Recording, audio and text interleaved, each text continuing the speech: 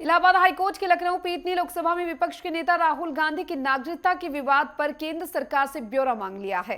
इस पर उत्तर प्रदेश सरकार में राज्य मंत्री स्वतंत्र प्रभार दिनेश प्रताप सिंह ने कहा कि राहुल गांधी ब्रिटिश नागरिक हैं। मामला कोर्ट पहुंचा है। अब राहुल गांधी की सच्चाई देश की जनता के सामने आएगी कि किस प्रकार से गांधी परिवार ने जनता को धोखे में रखकर देश को चलाया है।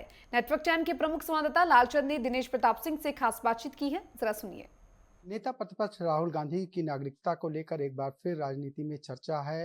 इलाहाबाद हाईकोर्ट ने जिस तरीके से केंद्र सरकार से जवाब भी मांगा, हमारे साथ मंत्री हैं दिनेश प्रताप सिंह, उनसे बात करेंगे। सर, एक बार फिर राहुल गांधी की नागरिकता को लेकर हाईकोर्ट ने उनसे केंद्र सरकार से जो है जवाब मांगा, क्या कहेंगे?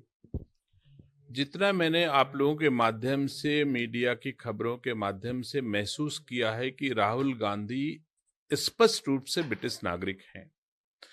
अब राहुल गांधी जी स्वयं जब जनता के लोग, जब वायनाड में इन्होंने नामांकन किया, जब रायबरेली में इन्होंने नामांकन किया, तब आपत्तियां दाखिल हुई कि आप ब्रिटिश नागरिक हो, आपको इस पर कहना चाहिए, अथवा नामांकन में जब इसकी आपत्ति हुई तो उनको इस पर लिख करके देना चाहिए था। जनता जानती कि आप ब्रिटिश नागरिक हो या नहीं हो।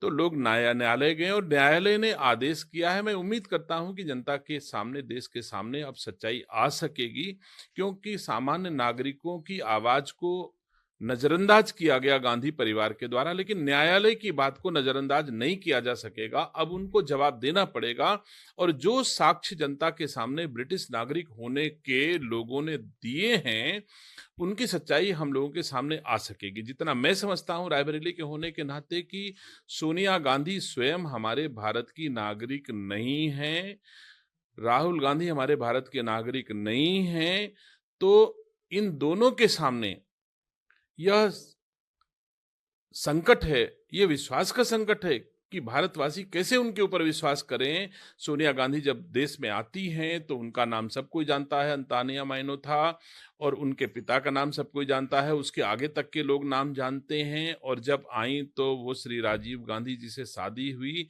लेकिन उसके उपरांत जो नाम बदलने, शादी होने से अंतानिया माइनो भारत की हो सकती है, लेकिन अंतानिया माइनो के स्थान पे सोनिया गांधी हो जाए, इसके लिए भारत में एक प्रक्रिया है जिसके तहत उनको अपने नाम का परिवर्तन कराना चाहिए था, और तब वो सोनिया गांधी के नाम से चुनाव लड़ सकती थी, सोनिया गांधी के नाम से पहचान बना सकती थी।